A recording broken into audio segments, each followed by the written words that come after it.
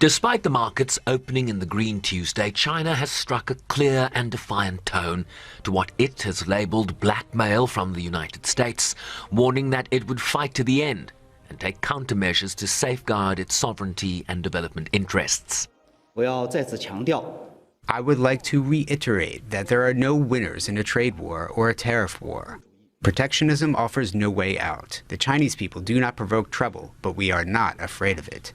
Resorting to pressure, threats, and blackmail is not the right way to engage with China. China will take all necessary countermeasures to resolutely safeguard its legitimate and lawful rights and interests.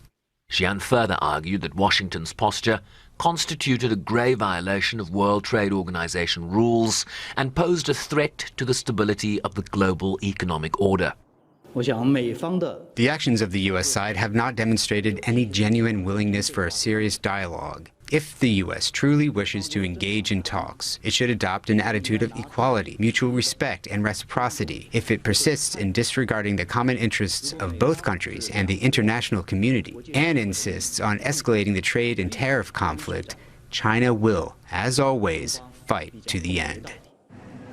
Trump bristled at China's response to his accumulative 54% tariff announced last Wednesday, vowing to go even further. With China, as you know, against my statement, they put a 34% tariff on above what their ridiculous tariffs were already.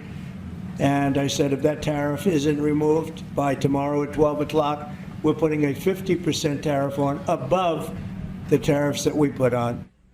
But it was these comments that likely gave the market something positive to digest after a sea of negative sentiment that has seen some $6 trillion wiped out since the Liberation Day tariff announcement.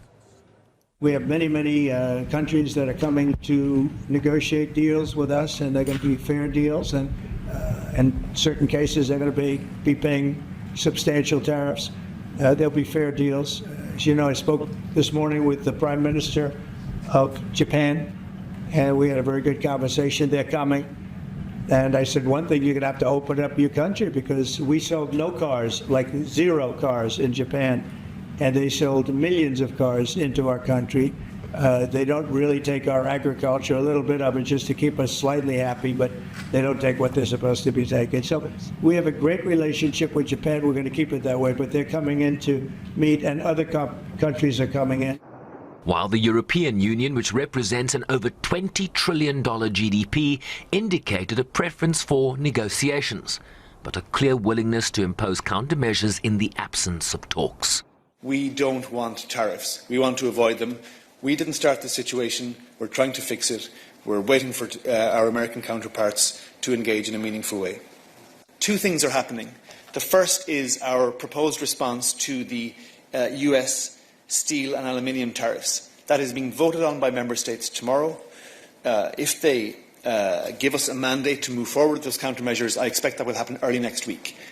Also early next week, as the second phase of our response to US tariffs, this time on cars and reciprocal tariffs, we will basically be presenting our plan in the same way as we did with steel and aluminium.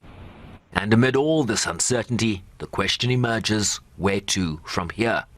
We do expect tariffs are going to lead to higher prices, but there's a lot of uncertainty and unpredictability about what path this takes. Might there be carve-outs and greater exemptions given? Could some of these be reduced or rolled back in the months ahead? And those just aren't things that we have answers to at this point. And so I think the Fed is going to be on guard watching economic data over the next couple of months to see what impact tariffs are having on both inflation, but also the overall health of the economy. And it's, really those 2 forces are really going to kind of be in conflict with each other. Higher inflation would keep them from cutting rates, but a deteriorating labor market may make them want to cut rates. And JP Morgan raised its expectations of a recession to 60%. Goldman Sachs now sees a 45% chance of a recession in the USA this year.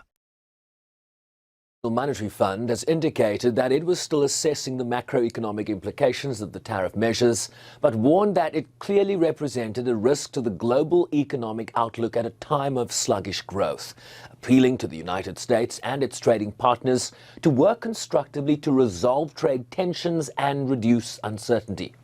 The IMF will release its World Economic Outlook later this month. Sherman Briceby's SABC News, New York.